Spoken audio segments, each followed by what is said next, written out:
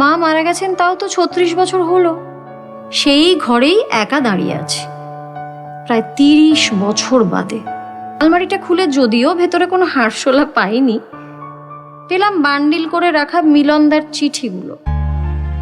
সেসব চিঠি কতবার পড়া, তবু তার একটা খুলে লাইন পড়েই আমার হাত পা মন সব যেন অবশ।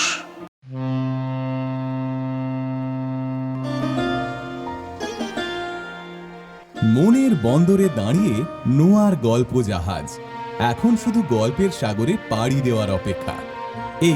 এই ছাড়লো গল্প জাহাজ, উঠে পড়ুন শিগগিরই। রকমারি গল্পের 7 সমুদ্র পেরিয়ে চলুন আমরা যাই অনন্য এক আনন্দ সাগরে। নোয়ার গল্প জাহাজ। আজকের গল্প কুম্ভিলক। লেখক অর্ঘ্য দত্ত। পাঠ দেবলীনা দত্ত। গল্প কুম্ভিলক। দড়াম করে পুরনো স্টিলের আলমারির পাল্লা দুটো বন্ধ করে দিয়ে হাঁপাচ্ছিলাম। এই আলমারিটার মধ্যেই একটা আরশোলা দেখতে পেয়ে একবার মা ঠিক এইভাবেই বন্ধ করে দিয়েছিলেন দরজা দুটো। সেই কোন কালে! মা মারা গেছেন তাও তো 36 বছর হলো। মনে আছে বাবা বলেছিলেন, ন্যাকা, ভয় পাও বলে আরশোলাটাকে ভেতরে রেখেই আলমারির দরজা বন্ধ করে দিতে হবে। কি লাভ, বরং আলমারি থেকে ওটাকে আগে বের করো। আমি পারবো না, তুমি করো, দাঁড়াও, আমি আগে ঘরের বাইরে যাই বলে পড়িমড়ি করে মা ঘর থেকে বেরিয়ে গিয়েছিলেন। সেই ঘরেই একা দাঁড়িয়ে আছে প্রায় 30 বছর বাদে। আলমারিটা খুলে যদিও ভেতরে কোনো হারশোলা পাইনি, পেলাম বান্ডিল করে রাখা মিলনদার চিঠিগুলো। সেসব চিঠি কতবার পড়া, তবু তার একটা খুলে লাইন পড়েই আমার হাত পা মন সব যেন অবশ। আর ঠিক তখনই বাবুলের ফোন। দলিল পেয়েছো? হ্যাঁ, দলিল নিতেই এ বাড়িতে এসেছি, পেয়ে যাব। ভোর কাটিয়ে উত্তর দিই। এখন কি করছো? কেন রে? আচ্ছা তুই ঠিক এখনই ফোন করলি কেন বলতো? আমি বিরক্ত। ব্যস্ত? বাবুল হেসে প্রশ্ন করে। হ্যাঁ ব্যস্ত, চিঠি পড়ছি, পরে ফোন করব। চিঠি? এখন এই ঠিকানায় তোমাকে কে চিঠি লেখে? বাবুলের অবাক গলা। মিলনদার পুরনো চিঠিগুলোই পড়ছি আবার। এই শোন, মিলনদার চিঠিতে হাত দিলেই তোর আমাকে খোঁচাতে ইচ্ছে করে না? নিজের কঠিন স্বর নিজেরই কানে লাগলো। দূর শালা, যত ফালতু কথা। আমি কি করে জানবো যে তুমি এখন সেই মালটার চিঠিগুলো নিয়ে চটকাতে বসবে? ভালো, এতদিন বাদে এসেছো, তোমাকে নিয়ে সোনার বাংলায় যাব, ট্রিট দেবো। যাবে? যা ভাগ। দলিল পেয়ে গেলে তোকে ফোন করব। হ্যাঁ, এটাই আগে খোঁজো, পর্চাও বের করতে হবে, না হলে কিন্তু এমওইউ হবে না। বাবুল ফোন রেখে দেয়। এই আত্মবিশ্বাসী বাবুলকে আমার অচেনা লাগে। বিত্ত কি পৌরুষকেও শানিত করে? মিলনদা 2 বছর ধরে টানা আমায় চিঠি লিখতেন, প্রায় প্রতি সপ্তাহেই, কখনো কখনো সপ্তাহে 2 বারও। আমি তখন 19, সদ্য ফার্স্ট ইয়ার। মর্নিং কলেজ থেকে ফেরার পথে গুচ্ছের টিউশনি সেরে যখন আমাদের বাড়ির সামনে এসে নিচু পাঁচিলের গা ঘেঁষে দাঁড়িয়ে থাকা কলকে গাছটার গায়ে লোহার তার দিয়ে বেঁধে রাখা কাঠের লেটার বক্সটায় উঁকি দিতাম, সামনের একতলার বাড়িটার বারান্দায় পাজামা আর স্যান্ডো গেঞ্জি পরে দাঁড়িয়ে থাকতো বাবু। মাথা ভর্তি ঝাঁকড়া চুল, রোগা, ফর্সা, 18-র এক লাজুক তরুণ। 1 বছর ফেল করে তখনও 11। একদিন হঠাৎ বারান্দা থেকে নেমে এসে সরু রাস্তাটার উল্টো দিকে দাঁড়িয়ে হিস হিস করে উঠেছিল। রোজ রোজ কে এত চিঠি দেয় তোমাকে? তোর কি, যা পড়তে বস। 2 পা এগিয়ে এসে চোখের দিকে তাকিয়ে বলেছিল, আমার কি সেটা বুঝতে পারো না? পাকামি হচ্ছে না? ডাকবো কাকিমাকে? আমার হাসি পেয়েছিল। খানিকক্ষণ আমার চোখে চোখ রেখে মাথা নিচু করে ফিরে গিয়েছিল বাবু। ধাতস্থ হয়ে আলমারিটা আবার হাট করে খুলে এক এক করে বের করে আনি সব কাগজপত্র। এই বাড়িটার দলিল, পুরনো রেশন কার্ড, মা বাবার বিয়ের সাদা কালো ফটো, আমার আবৃত্তি প্রতিযোগিতায় পাওয়া সব বিবর্ণ হয়ে যাওয়া সার্টিফিকেট, আর তার সঙ্গে মিলনদার নীল ইনল্যান্ড লেটারে লেখা চিঠিগুলো। তক্তাপোষে স্থানুর মতো বসে চিঠিগুলো একটার পর একটা খুলে পড়ছি, আর একের পর এক কবিতাংশ শব্দবন্ধ দেখে চমকে উঠছি। কি সহজে আমারই অচেতনতায় আমার সদ্য প্রকাশিত প্রথম কবিতার বইয়ে এই সব পংক্তি ঢুকে গেছে। গত 4 বছরে নিজের কবিতা বলে যত লেখা লিখেছি তার ভেতরে যে এমনভাবে মিলনদার লেখার টুকরো টাকরা মিশে রয়েছে, সে তো এই চিঠিগুলো আজ আবার না পড়লে বুঝতেও পারতাম না। এবং আশ্চর্যজনকভাবে টের পাচ্ছি, এতদিন মিলনদা বা এই চিঠিগুলোর কথা কখনো মনে না পড়লেও চিঠিতে লেখা প্রায় সব কবিতাই আমার ভেতরে এতদিন ঘাপটি মেরে লুকিয়েছিল। তাছাড়া শৈশব থেকেই আমার প্রখর স্মৃতিশক্তি। আবৃত্তি করার সময় দীর্ঘ সব কবিতা মুখস্থ বলতে পারতাম অবলীলায়। মা বলতেন আমার নাকি হাতির স্মৃতি। আমার অবশ্য মাঝে মাঝে মনে হতো কোথাও যেন একটা মস্ত ফাঁক আছে। কখনো ভাবতাম যেতে যেতেও থেকে যাওয়া আমার পড়ন্ত যৌবনের মায়াবী রূপটুকুই হলো এই চিচিং ফাঁকের মূল চাবিকাঠি। কখনো বা মনে হতো না 50 ছোঁয়া কোনো মহিলার রূপে এত ধার থাকে না। এ নিশ্চয়ই বিদেশে থাকার জন্য পাওয়া অতিরিক্ত সম্ভ্রম। দিনের পর দিন ফেসবুকে পোস্ট করা আমার হিউস্টন শহরের ঘর বাড়ি, জাঁকজমকপূর্ণ একা যাপনের ফটোগুলোই আমার দুটো ফেসবুক অ্যাকাউন্টে থাকা প্রায় 10,000 বন্ধুর মুগ্ধতার আসল কারণ। তবে এসব নিয়ে আমি খুব বেশি ভাবতামও না, মাথা থেকে সরিয়ে দিতাম এসব চিন্তা। অথবা বলা ভালো, অপ্রত্যাশিত সাফল্যের ঢেউ আছড়ে পড়ে ধুয়ে মুছে দিত আমার সব দ্বিধাদ্বন্দ্ব। ফেসবুক আমাকে 4 বছরে, মাত্র 4 বছরেই বানিয়ে দিল একজন প্রতিভাবান, উদীয়মান, নবীন কবি।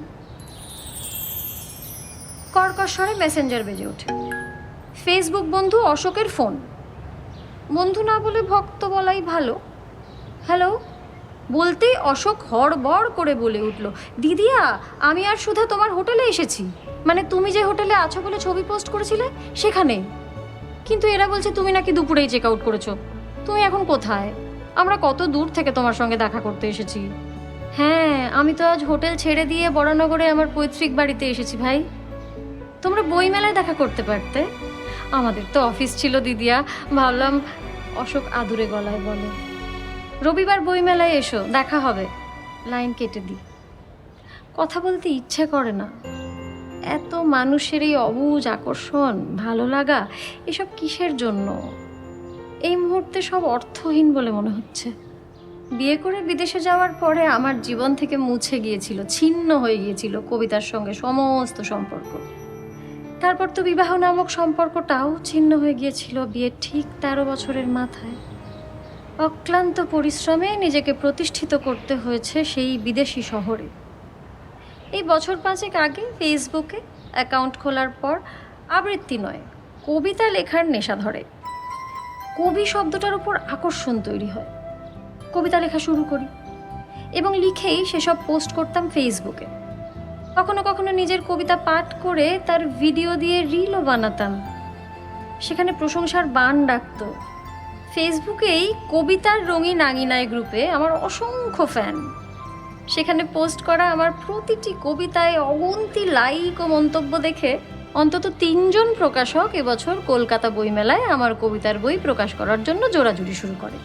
গতকাল বইমেলার সবথেকে জমকালো মঞ্চে নামী কবিদের সমাবেশে প্রকাশিত হলো আমার প্রথম কবিতার বই, শরীরের প্রথম পার্বণে।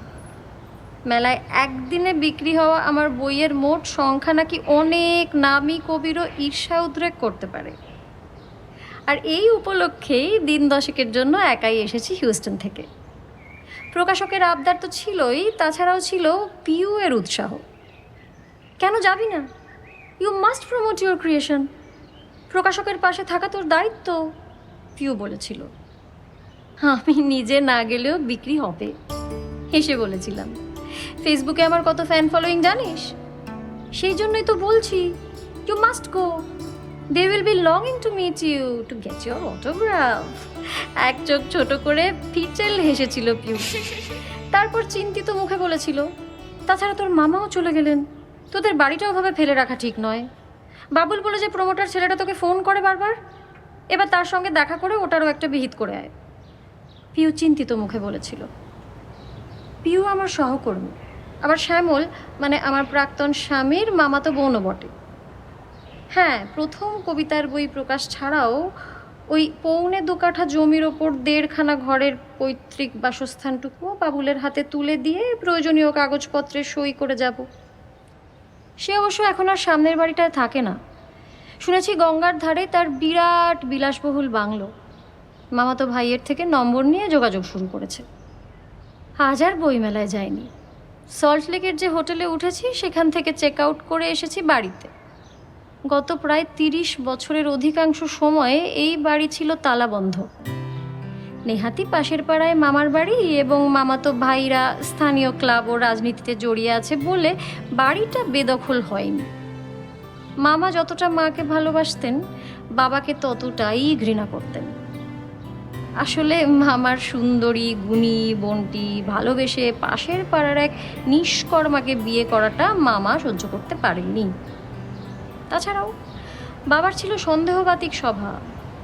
অভাব আর অসুখের জীবনে মায়ের তিল তিল করে শেষ হয়ে যাওয়া মামাকে দেখতে হয়েছে অসহায়ভাবে। তবে বাবাকে সহ্য করতে না পারলেও মায়ের একমাত্র মেয়ে বলে আমার প্রতি স্নেহের ঘাটতি ছিল না। এখনো 2-4 বছর বাদে কখনো কলকাতায় এলে একবেলার জন্য হলেও মামির কাছে থাকতে হয়। আজ রাতটাও তরকারি কাগজপত্র গুছিয়ে নিয়ে মামির কাছে গিয়ে রাতে থাকার কথা। বাড়ির পাশেই খেলার মাঠটার ওধারে সুখদা স্মৃতি উচ্চ বিদ্যালয়ে একবার আবৃত্তি প্রতিযোগিতার আসর বসেছিল। সেখানেই মিলনদার সঙ্গে পরিচয়। উনি এসেছিলেন বিচারক হয়ে। কবি মিলন গুহ ঠাকুর, 30-এর কাছাকাছি বয়স, ছিপছিপে একহারা চেহারা, গাল ভর্তি দাড়ি, বুদ্ধিদীপ্ত অথচ মায়াবী উজ্জ্বল চোখ। সেই প্রতিযোগিতাতেও প্রথম হয়েছিলাম। সব মিটলে ইশারায় কাছে ডেকে বলেছিলেন, কোথায় থাকো, কার কাছে শিখেছো আবৃত্তি? পাশের মাঠটার ওপারেই আমাদের বাড়ি, আর আবৃত্তি শিখেছি মায়ের কাছে। তাহলে চলো তোমার মায়ের সঙ্গে আলাপ করে আসি। এমন কণ্ঠস্বর, স্পষ্ট নিখুঁত উচ্চারণ, অর্থপূর্ণ জ্যোতির ব্যবহার অনেক দিন শুনিনি। মা নেই, 4 বছর হলো মারা গেছেন ক্যান্সারে। ও তাই, দুঃখিত। আচ্ছা, তোমার বাড়ি গেলে 1 কাপ চা খাওয়াতে পারবে? মাথা নেড়ে হ্যাঁ বলেছিলাম। মিলনদাকে সঙ্গে নিয়ে বেরিয়ে আসাটা খড় চোখে দেখছিল বাবুল। বাইরের ঢাকা বারান্দায় বসিয়েছিলাম মিলনদাকে। সারা বাড়ি বিড়ির গন্ধ। ভেতরের ঘর থেকে বাবা চেঁচাচ্ছিলেন, পুরুষ মানুষের গলার আওয়াজ,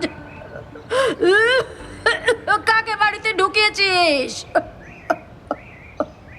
বাবা এই একখানা ঘরের ভেতরে সারা দিন তক্তপোষে শুয়ে শুয়ে কাশতেন আর বিড়ি খেতেন লুকিয়ে।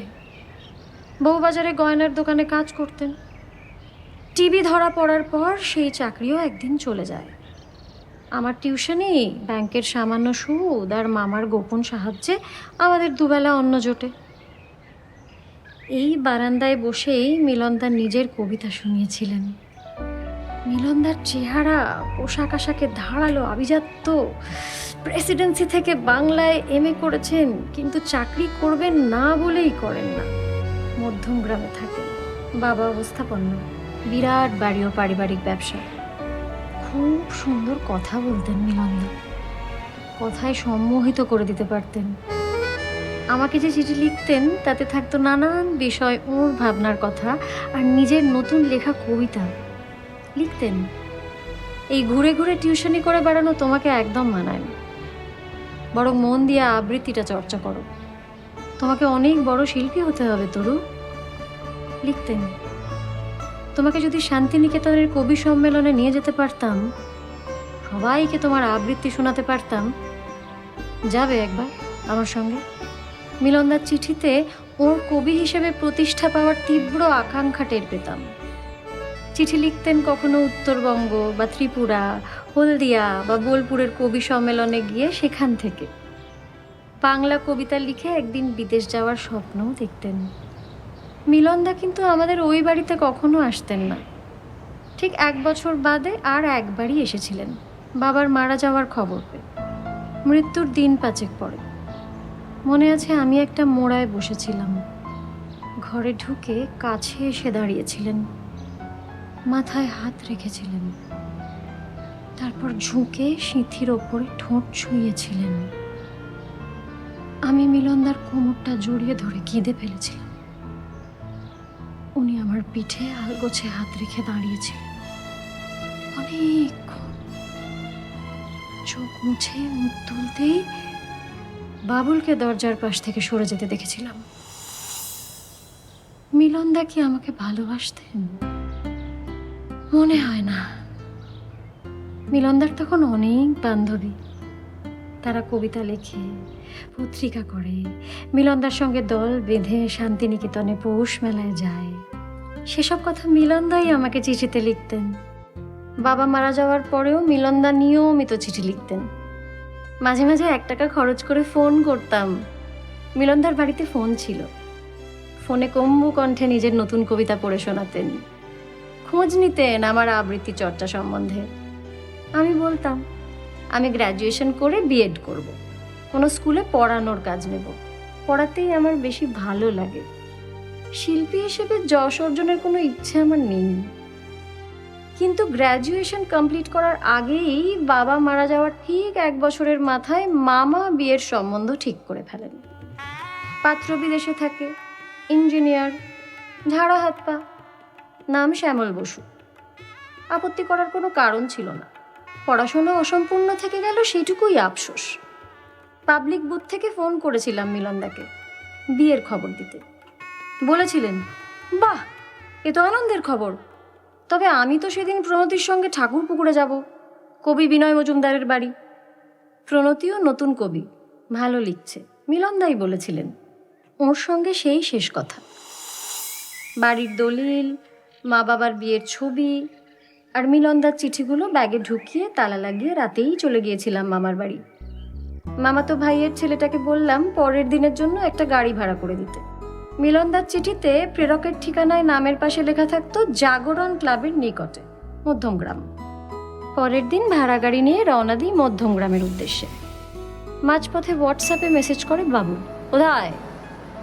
মিলনদার সঙ্গে দেখা করতে যাচ্ছি। উত্তরে লিখি, কেন, ওই লোকটাও কি প্রমোটারই ধরেছে?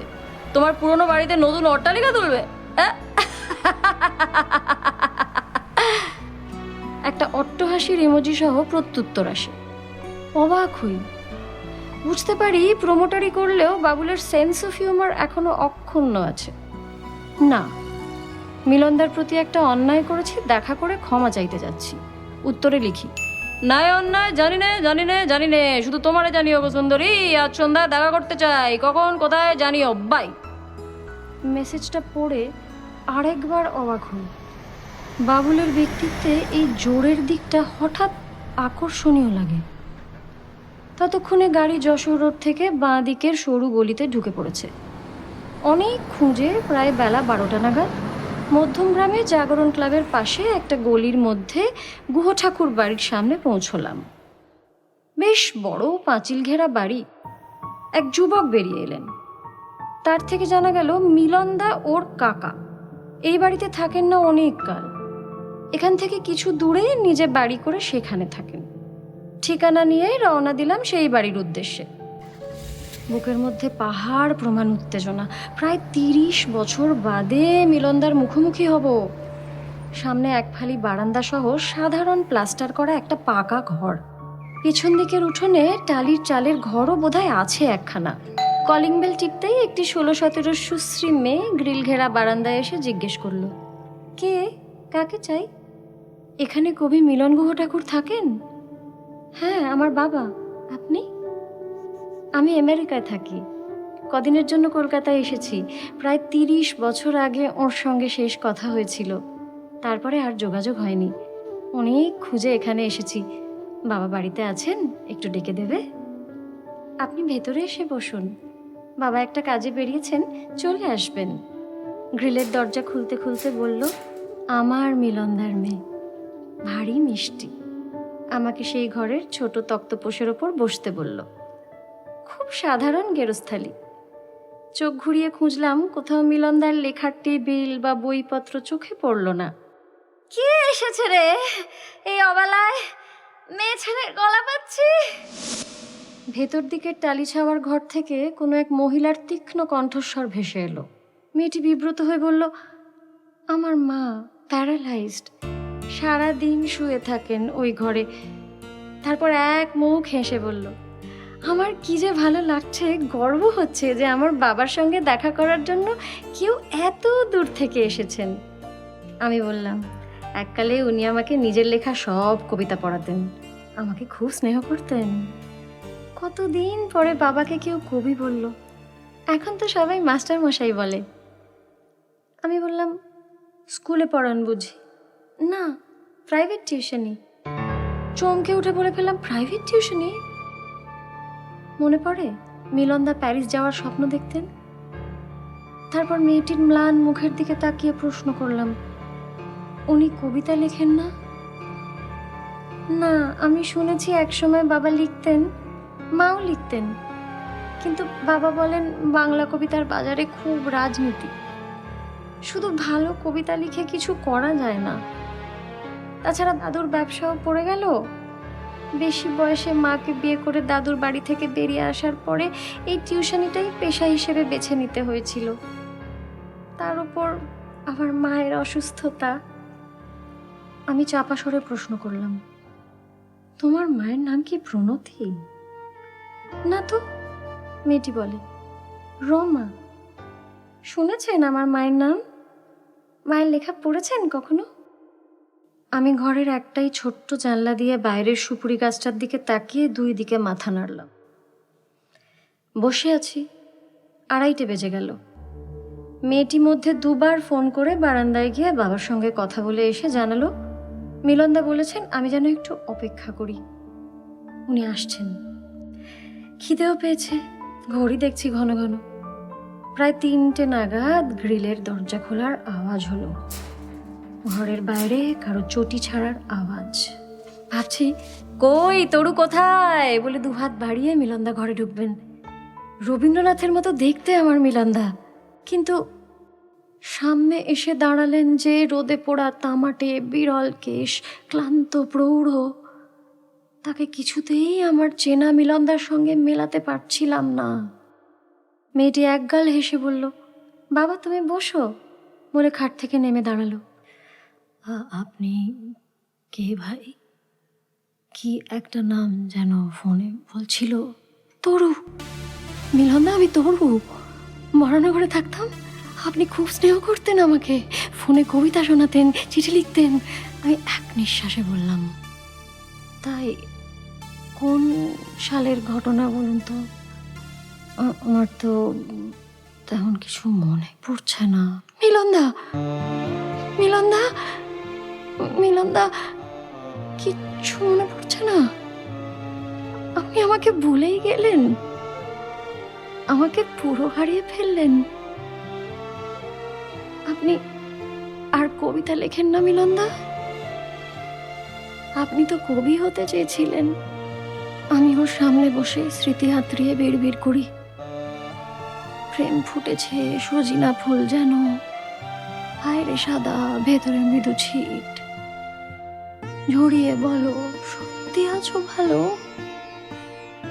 মিলনদা, মিলনদা, আমি একটা বড় ভুল স্বীকার করতে এসেছি। আমি এখন কবিতা লেখার চেষ্টা করি। গতকাল আমার প্রথম বই প্রকাশিত হয়েছে, কিন্তু আমার সব কবিতার মধ্যেই আপনার কবিতার পংক্তি ঢুকে গেছে মিলনদা। আমি সত্যি বলছি, আমি টের পাইনি, আমি ইচ্ছে করে করিনি। আর কবিতা সারাদিন ছাত্রছাত্রী পড়িয়ে আর আমাকে থামিয়ে দিয়ে নিরুত্তাপ বললেন, আপনার দেরি হয়ে গেল, বাইরে খুব রোদ, এই ফেব্রুয়ারির শুরুতেই এত গরম। হ্যাঁ, আমি চলে যাব, আমি চলে যাব, শুধু আপনার কাছে ক্ষমা চাইতে এসেছিলাম মিলনদা। আমি কুম্ভিলক আপনার কবিতা থেকে। হঠাৎ ভেতর থেকে মহিলার অধৈর্য কণ্ঠস্বর ভেসে, কে এসেছে? কার সঙ্গে এত গপ্প হচ্ছে শুনি? সেই স্বর উপেক্ষা করে আমার চোখের দিকে কিছুক্ষণ তাকিয়ে থাকলেন। ঠোঁটের কোণে মিহি হাসির ভাঁজ পড়ল। তারপর মৃদু স্বরে বললেন, তুমি তো আমার কবিতা থেকে কটা লাইন মাত্র নিয়েছ, আর আমি, দেখতে পাচ্ছ না, তোমার সেই 30 বছর আগের গোটা জীবনটাই নকল করে কেমন নিজের জীবন বানিয়ে ফেলেছি। মনে কোনো অপরাধ বোধ পুষো না। চমকে উঠি। বুকের ভেতরে একটা গোটা মরুভূমির মতো খা খা শূন্যতা অনুভব করি। তক্ষুনে মিলনদা আবার চোখ সরিয়ে নিয়েছেন। অনেক বেলা হয়েছে, মাকে খেতে দিয়েছিস? মেয়ের দিকে তাকিয়ে প্রশ্ন করেন মিলনদা। তারপর ব্যস্ত হয়ে ভেতরের ঘরে ঢুকে যান। বেরিয়ে এসে গাড়িতে বসে মুখের ভেতরটা বিস্বাদ লাগে। বারান্দা থেকে সেই মিষ্টি মেয়েটা হাত নাড়ছে। ড্রাইভারকে নির্দেশ দিই, চলো সোজা বইমেলা চলো। ব্যাগ থেকে মোবাইলটা বার করে বাবুলের নাম্বারটা ডায়াল